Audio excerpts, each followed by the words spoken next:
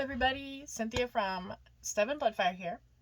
I almost forgot my channel's name, it's stupid. Anyway, I got another vlog for today. I was just gonna talk about a few things for like kind of updating where I'm at on the author journey and what all is coming up, what all I'm trying to do, mindset, life stuff, just, basically kind of like an author chat of sorts. But I finally got my job, and I am scheduled to work at like 61 hours a week because that's the regular mandatory overtime. And yeah, it's a lot of working. So it's like 12-hour shifts. Well, almost 13 technically on some days, but luckily that actually helps us. I would like actually to work 7 days a week instead of 5, because I would be able to move toward our goals a lot faster. But I'm actually okay with it for now because it's helping me to get settled into a routine on the stuff for home, for like anything I need to do for my channel and my social media and the stuff that I'm building out. And then also it's helping me to get a little extra time to try to get back into shape, because being in shape is actually really good for the job type that I have. It helps, it makes it safer, and it makes your life better. So the first thing was my goals. My goals have not changed a whole bunch. I will have to do some reconfiguring. It's still, I want to go from 220 all the way down to about 180 or 165. I obviously cannot achieve that in one quarter without pushing really, really hard and like making myself sick. So I'm going to be doing it a little at a time. I'm okay with the increments. The biggest thing is getting to where I can handle more of the cardio and more of the everything else first, right? So I'm pretty weak right now, in my opinion, and I need to strengthen a bunch of muscles as well. So that's stuff for the heart, and then endurance and everything else building up a little at a time with all the rest. I do have a working goal for work of trying to join one of the specialized groups where you get extra training and all the other stuff. It doesn't seem to be as advanced or professionally developmental, I guess would be a good way to put that, for like helping you in your career. It doesn't seem as good as the one at the last place I worked, and from what other people have told me, it's not even close to the same. But I feel like they're actually trying to make some changes up there that may be bringing it a little bit closer. So it's going to be a little harder to do that, but better for them, for you, and for everybody. So I'm thinking about still doing that, even if it doesn't get me the hours that I want or as much of the training that I'm hoping to get. I've always been the person who wants to be the very best that I can be.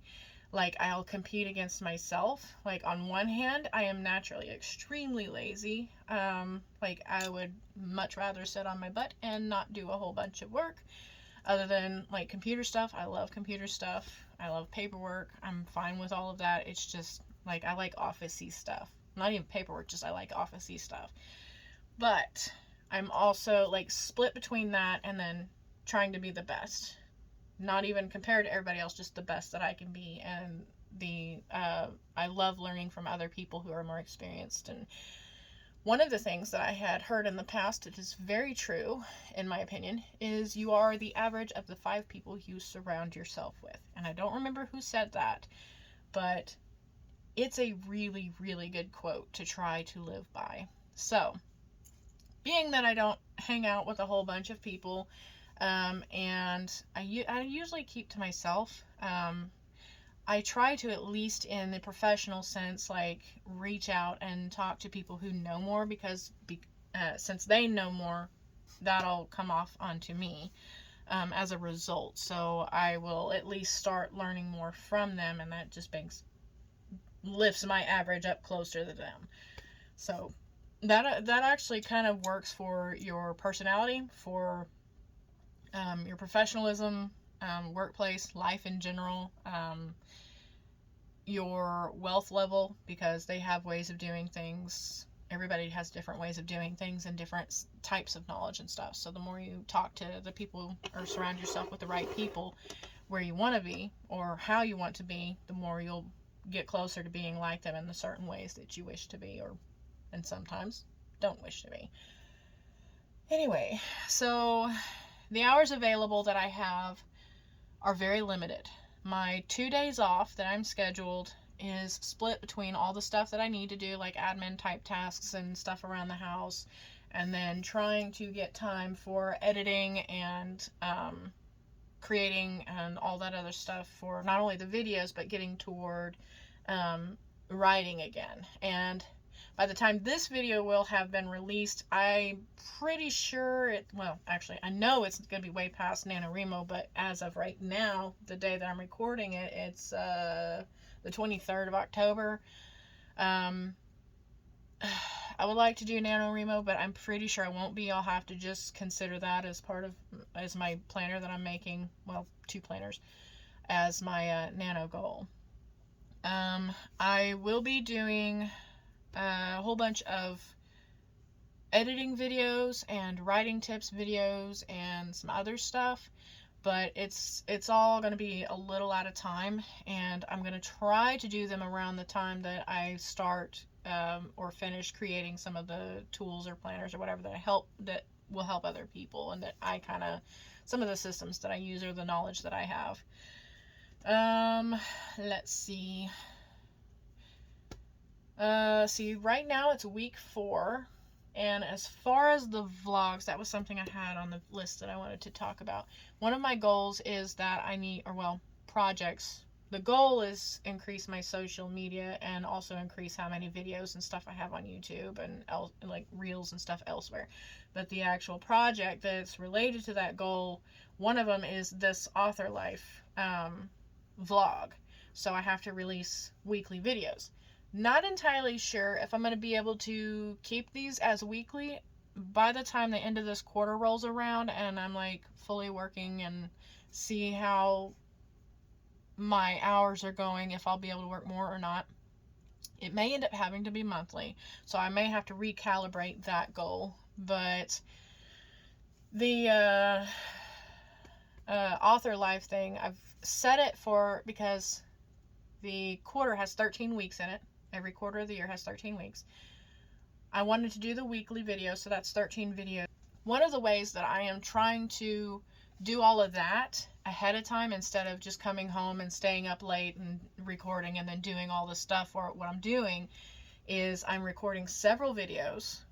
Like I'll pick a day and I'll record 7 videos, just kind of the little bits of stuff that I'm talking about, and then I will move those onto a the permanent folder temporarily on my main computer, so that I can edit it and push it into the file, and then after it's finished, I will move the video copy over to one file, then upload it and schedule it.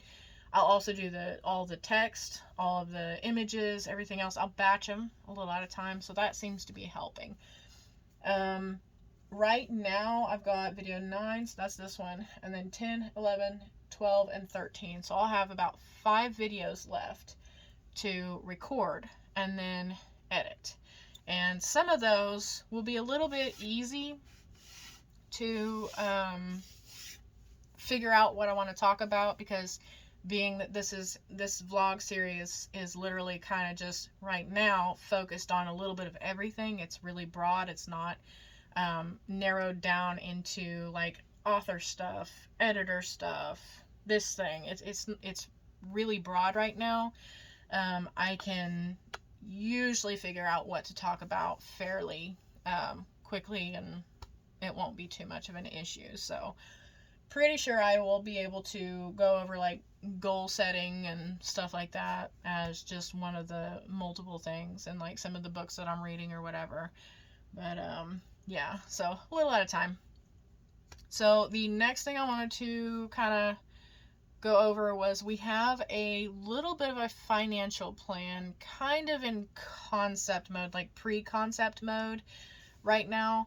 I'm the one who likes, out of me and my husband, I'm the one who likes to think ahead in a long-term goal. He usually focuses on like right now, what is realistic. He doesn't like to think of the big picture because it's scary as hell, and he's like, I don't think that's gonna work, you know, kind of the I'm the achievement mindset and he's the avoidant mindset. We kind of balance each other out, but also there's like a little tiny bit of stress and toxicity there where we don't vibe.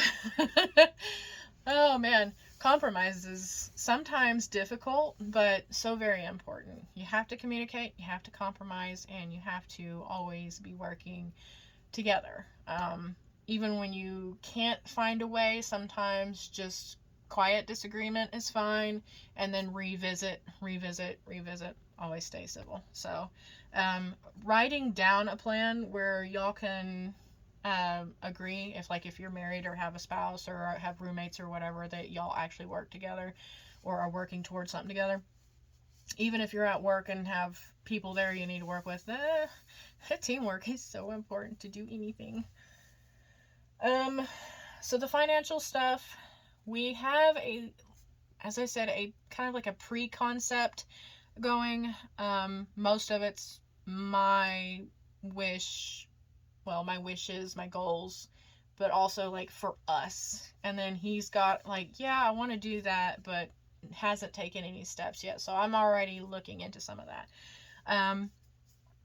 What I'm thinking is that with the college stuff, he's really split about working where I'm working because he doesn't want the similar to the stuff that happened at our other job to happen here. He's like very wary about it and says that he can't handle the hours, which I get. If he's still able to help, then just a year, I won't ask anything more. That would be up to him. If he can't, then what I'm going to do is, I think it's going to take me several months to make sure that I can pay for all of the fixes on our house. And I've been talking to a lot of the local places, like even with our house insurance. Sorry, I added an extra SH there. With our house insurance. I asked them a whole bunch of questions today. We had to renew it, and we had to figure out a way to be like, hey, can we make this monthly instead of paying it all at once? Because it's all due today, and we don't have that yet.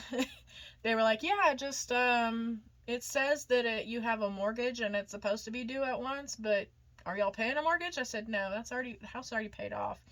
So is there a way to split it up monthly, and we can, once we get our paychecks, go ahead and pay all that up and then start working on everything else? Yeah. We'll put it on pending, and should go through tomorrow. So that's one thing taken care of. I was able to ask them a whole bunch of questions. That's one of the bills that was important. I got a couple of medical bills that are coming up and a whole bunch of other stuff that financially, it's going to take several months. So I know that the savings part is going to have to be split between getting caught up and ahead, because I'm one of those, I love paying ahead. If you're ever able to, on your bills, try to pay things ahead.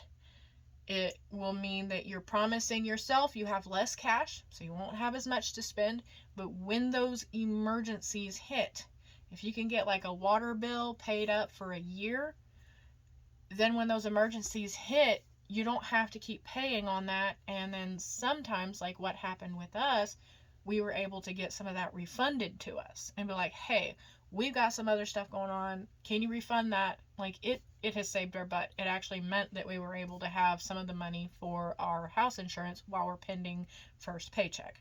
So we got $700 back from our water bill, which was amazing. And we were running low because our savings had run out, and being off for the entire year meant that we weren't bringing home money. It was literally whatever we had dwindling, and then so on. until we were very close to going into debt, which was not ideal, but for the mental health, I had a lot of stuff going on. Anyway, the fact that I am working where I am now, lots of hours, takes your energy away, which is fine, because I need to build that up. It's helping with getting caught up, but the several first months, I am going to figure it's probably going to be about anywhere from 4 to 8 months to get the money we need to take care of everything. And it may not really be that much, but a 6 to 8 month estimate I think would be a really good financial fix it goal. So I'm going to write that down. Fix it goal. And that'll be for my first like sprint for like gamifying it, I guess, if you want to call it that. So at work, I had talked to a couple of people, and I actually got the information from one of my coworkers about a general contractor, which should help, because that was something that I would have had to waste a lot of time researching and getting some references for. Sometimes if you just ask people around you, it'll help. And luckily, that was that, and that'll actually take care of a lot of issues. I was going to leave that up to Tommy, but since I ask people and talk about random stuff and overshare and just all kinds of blah blahs, it seems to end up getting information my way, which helps instead of hurts. So I'm figuring maybe 4 to 8 months, 6 to 8 months for the financial fix it. And then he's going to be the first one to go to college to actually start to finish. And I know that if he goes to our state college, one of those, it's probably going to be about $24,000 to $36,000 a year for the degree. And for a bachelor's degree, that's like 3 to 4 years. He may have an extra one. So I know that it's going to be quite expensive.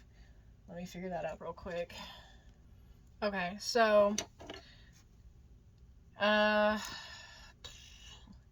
have to be working for every year that he's in college, and that's going to be probably about 4 years. It may end up being an extra, but bringing in the money while he's doing like remote work or whatever is going to make sure that he stays in and is able to do his thing. So whether he's able to work or not, I will be working, and we should have maybe a little bit left over after, but after that, he should be able to go ahead and go into the career field, if not just a little bit of extra money or whatever.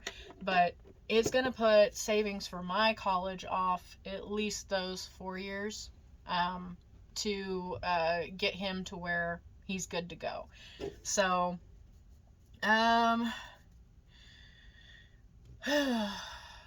he may be able to do some remote work because the job he's at's not paying very well, and the hours are not great, and he won't even have insurance for a year. So he may be able to work remotely, and depending on how that goes, he might even be able to do that while he's going to college, which would be amazing. I do know that the best route for us is if he actually has a dorm up there, so he can actually stay there on campus instead of all the extra time driving. He can actually spend that time coming home. He can take care of a few things, then go back up there, or I can go up there and see him, stay the night if I need to, and then come home on my days off. He'll be able to do his remote work from his dorm without having to worry about all this, and I will be able to finance some of the extra help that we need from actually working so much at home. So I know, like, financially, the gameplay is going to be tense, and it is definitely going to be a commitment, because I know we're not likely to qualify for, like, FAFSA or anything. Like, maybe if he had started this coming year, it'll go off of our previous income, which would be, he would qualify really well. But beyond that, the next year's The next 2 or 3 years, he won't. So the sooner that we can get him on his game plan for college would be the better. So stress, right? So I know I've got that set and ready to go. That will, let's see, that's college and career. Mine, I'm wanting to still kind of aim at going into either certified registered nurse anesthetist or anesthesiology, just straight up, which would basically be I think the same starting degree as him, depending on, the approach. I would like to, one of the things that I want to do is get a hold of some actual, like, practicing anesthesiologists. I'm going to write that down. Contact anesthesiologist. And I would like to figure out ahead of time, since I already know it's at least going to be 4 years before I even get to start college. I would like to see what they say about the specific steps that would be the best for me to take, including which degree would be the best one, the bachelor's degree that precedes the medical school, which one would be the best one to start with. And basically kind of have them be my mentor. So whether that's paying them to be or just building a relationship with them, a professional relationship, it may end up leading to reference letters later on down the line or other stuff, which would be amazing. May not happen, but it's things to think about, and I still want to work toward that because the income of an anesthesiologist is way above what we're making now. And even for Tommy, like, him having the same starter degree, the bachelor's degree, would be making more than twice what I'm making per year as what I'm working, but he wouldn't even be working the overtime to get to that. He would actually just be working the 40 hours a week in that career field, whatever. So it's scary, and I'm nervous about committing to something that I'm not entirely sure. I mean, it's not always a safe job, but it seems better than the last one in several ways. So I have to hold myself mentally and emotionally to a committing to try to stay healthier and more positive and, like, not overwhelm myself. So balancing that with everything else that's coming up is going to be really scary and difficult, but I think I can do it.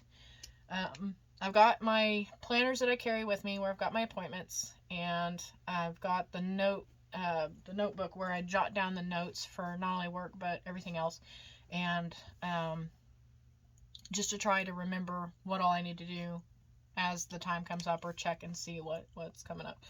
So doing all of that, I think that if I'm gamifying it, like these little sticky notes, but maybe I'm thinking about creating a planner for that for me, so that I can kind of see, like, the multiple options or layouts of what we have achieved, what's coming up, all that. I think that would be great.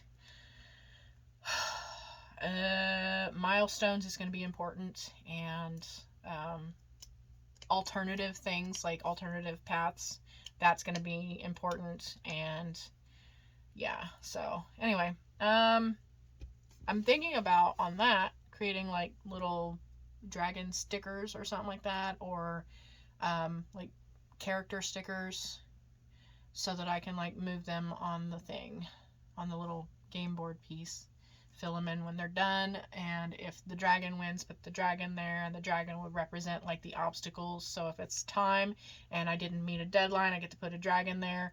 But I can, like, shade out the hearts into black or red depending on how much health they have left, so I can see roughly whether or not I beat them or almost defeated them or whatever. I think that would be kind of a really fun way to do that.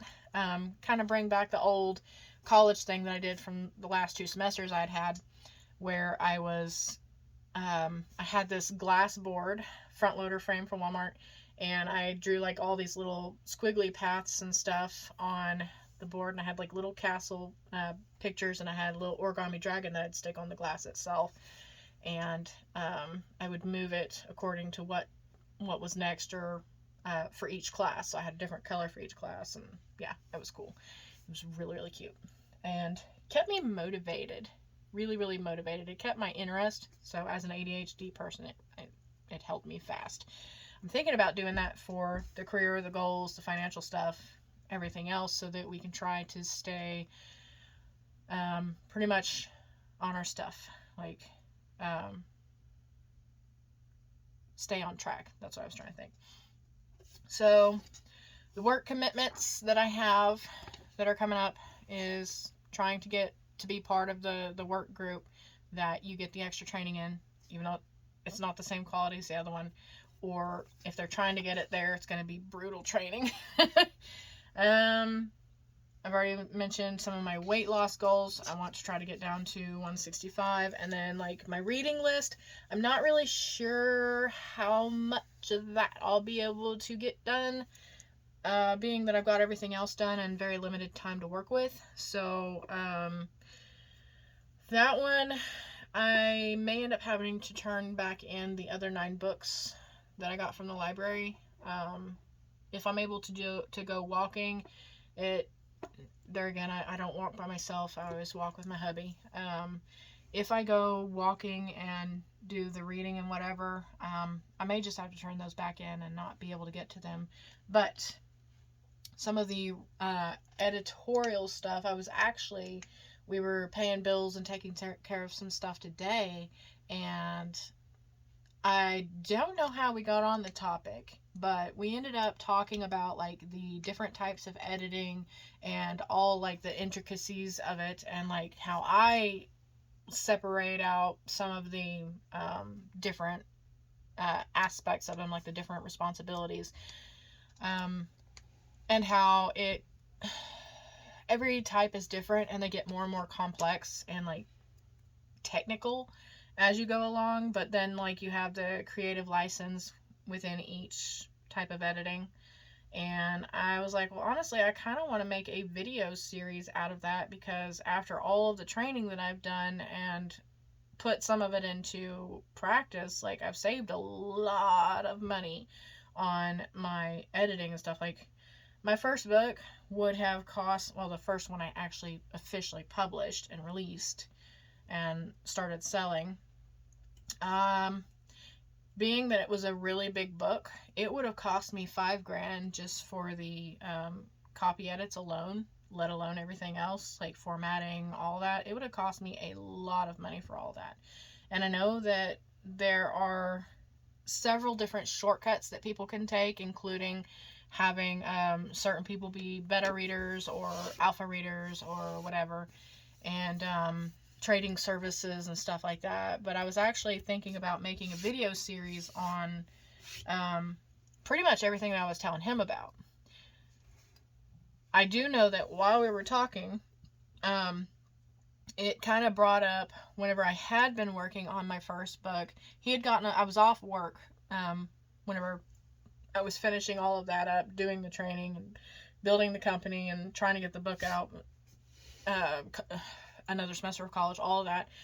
He had lost his patience with me because it all took way longer. And I was like, you don't understand, man. Like, the types of editing there is at publishing houses, they usually have teams of people that go over all of this stuff. And like, it's not just one set of eyes that hits the manuscript or just one pass. It's multiple passes by multiple different people. And even then things get missed.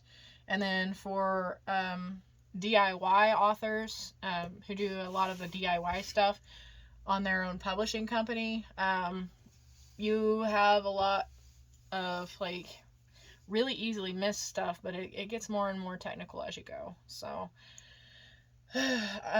like, he is a huge Gundam collector, and for the line editing and the copy editing, I was kind of using Gundam universe kind of parallelism, whatever, analogies, to compare that, like his world of like the figures and stuff that he likes to buy and build, or like the stuff he watches, I was comparing that to the line editing versus copy editing, for example, and he was like, holy crap, I didn't realize there was that much. Now I feel kind of bad that I rushed you and that I lost my patience. I started asking him, I was like, do you know what developmental editing is? And he's like, where you develop a story? And I was like, in a way, that's the simplest version of it. It's simplified. And I was like, okay, well, do you know what substantive editing is? And he's like, no. So I was explaining to him, those are basically the same thing, blah, blah, blah. And then I went into line editing versus copy editing. And there again, he thought line editing was just like doing one line at a time, or like he said something else. It was not even close. And then copy editing, he thought you were taking something that was handwritten and typing it out. And I was like, no. No. You'll be going over it, but no, it's not copying. Like, copying doesn't take long at all. But I was like, that's transcribing, transliteration, diction, whatever you want to call it. That's more along that line. So I started telling him basically how my publishing company works, and that developmental and line edits are grouped together, and the copy edits are like a way more advanced version of line editing, and you'll get different meanings for that, for both of those, depending on the editors that you use. And then I told him, I said, then you have the formatters, and then the proofreaders, and then you got your alpha and beta readers. And like I said, publishing companies have teams of people doing it. I said, I had 3 months to actually do all the official edits to my manuscript. I said, that's why it took me 6 months to do all the training on it. I said, and I did that where I was training myself because I couldn't afford it. So like, I couldn't afford to go to college for that. I couldn't afford this. I couldn't afford that. Like, I don't want to spend my money on something I'm only going to have to spend on it again and again, for paying other people to do that. So the self-training was the option to go, because not only will I learn a lot about it and be able to apply it myself, I'll understand exactly what the editors are talking about. I'll be able to identify people who are trying to con me very easily. And just having those skills developed as an indie author, the more you're able to do, means the more money you'll save, but also when you delegate, you'll be able to train the people under you, or at least find the right people under you for the right cost, price, whatever. So that was a pretty fun conversation, being able to tell him about all of that. And he was like, so that's kind of like the stuff they did on Red Dead Redemption, for like how they did even the coats and stuff. I was like, in a way, that's like a visual representation, but in a way, yes, it's like an old Nintendo game versus this. All the things you have to think of and catch, and, for the different types of editing, the different aspects of it. But, yeah, so it made me think of something I do want to go ahead and get a little bit into, and I just kind of wanted to do a vlog on it, because I may end up having some, like, indie author, how to edit videos, and, like, just information for other authors who are either getting started or who are a little bit more advanced. Like, there's so many levels of your business that you can learn and improve at, and the more you know, the better you become, even at the writing part.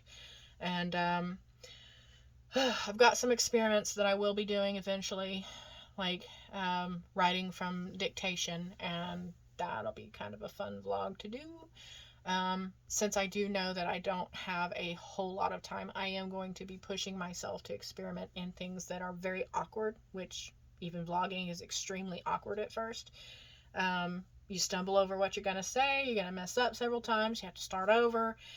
Just getting over that and realizing that uncomfortableness is completely natural, and a lot of people will do several just crap takes at first, and then once they get comfortable and start realizing what they're going to be talking about, or focusing on within their topic of the day or hour or whatever. It gets a little easier as you go on. So just like writing, vlogging can have a bunch of I almost said a cuss word. A bunch of crappy takes. I'm trying to keep this family friendly. Anyway,